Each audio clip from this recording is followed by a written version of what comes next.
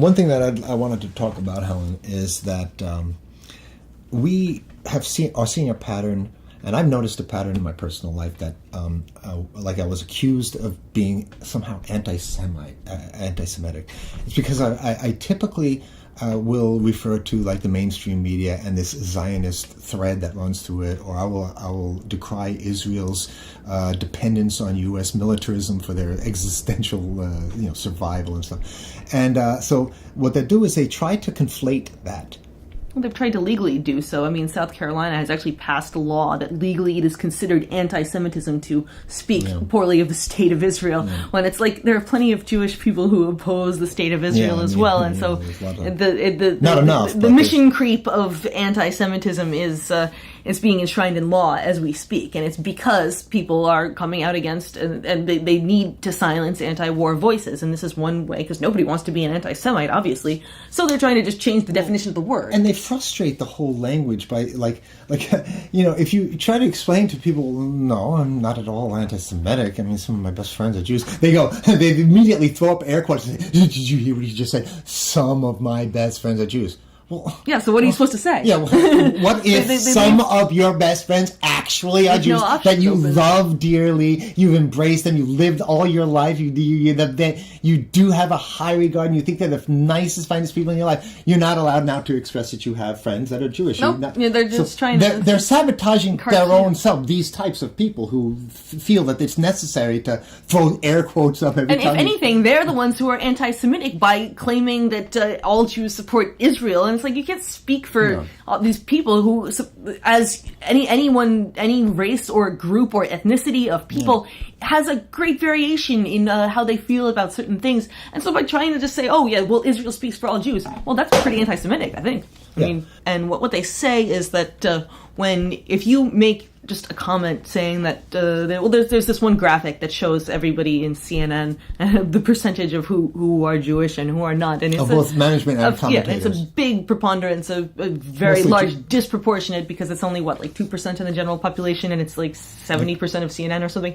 I just pointed that out is you are told that is anti-Semitic to point out. Well, actually, it's anti-Semitic for you to tell me that that's anti-Semitic to point that out, because you're assuming that by pointing out that they're all Jews, that I'm somehow imbuing that with a negative, that it's negative. That's true. What if we were cheering that on and saying this is a good thing? Well, I didn't have any value judgment about the percentage of CNN that can. But I think they can guess what the value judgment is, since we're antithetical. But they are putting on the value judgment. It's not me. They are the ones who are being. Well, the guy who actually made up that chart. Of course, we didn't make him any chart. We were just pointing out a chart. So that guy got crucified almost. Of course. Yeah, the CNN threatened to dox the guy, and then he had to submit and say, "Oh, I'm sorry, I'll never do it again." I'm sorry, I told the truth. The truth is so anti-Semitic. And some independent analyst, when that story, this was about 5 years ago, this guy made this chart, and he put one side was one color was people who were Jewish, and it was, I think, more than 50% of it was, I think it was like 70% or Jewish, and so this was this was the worst thing he could have ever done. But then independent analysts checked it out, and it's true. So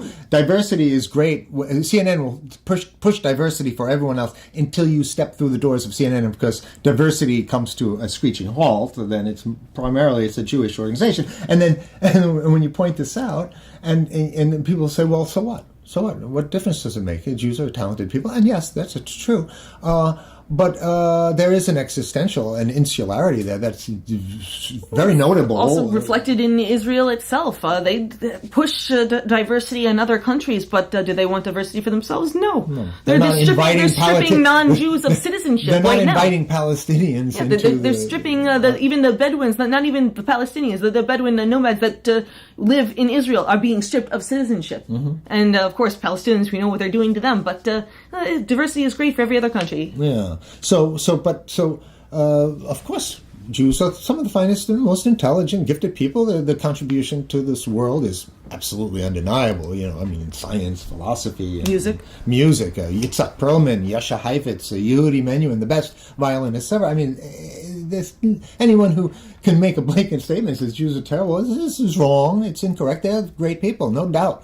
But our criticism is about how this thread this Zionistic thread has sort of made us into sort of supine, subservient to this like military. Yeah, this the U.S. Middle has East, become the attack dog like, for the Israeli state. Our money is going to Middle East wars. Those Middle East wars do not benefit American people. They benefit only Israel and the Defense in fact, Department. work against our geopolitical Of course. interests because they create enemies that we did not need to have. We could have like no reason to do housing. this. We could have free housing for the cost. Instead, it's 67% of every tax dollar goes to fund militarism. Yeah, so your choice is yours. You could either have, another $7 trillion war in Middle East, or you can actually have like healthcare, free education, housing. And I think that most Americans, probably all Americans, when you think about it, but maybe there's a few who just don't like their own best interests to be represented. 99% of Americans are going to come out in favor of, hey, maybe we should spend this huge chunk of money on rebuilding our crumbling infrastructure, housing for people who don't have it, education would be nice, healthcare, that's a great thing. Every other civilized country in the world has healthcare. So this thing started out as a discussion because we're sensitive to what's going to happen to this channel and every channel that we do.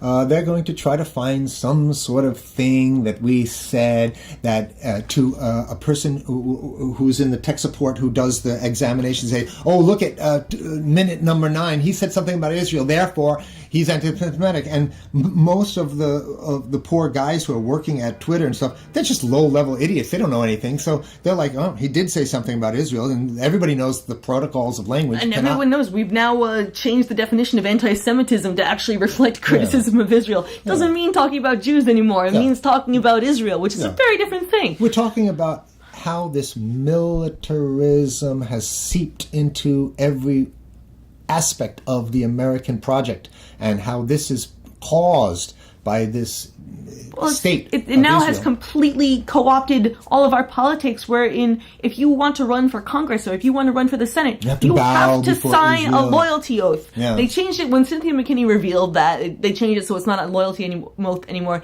Now you just have to write a paragraph about how much you're going to support Israel. Or else AIPAC will pour all of its funding into your opponents. So, yeah. And so you end up with a guy who thinks islands float on the surface of the water instead of Cynthia McKinney. To wrap it up, no, we're not anti-Semitic. We will debate you on that. We will submit proof to the people who say anti-war. We're anti-war. And you should be too.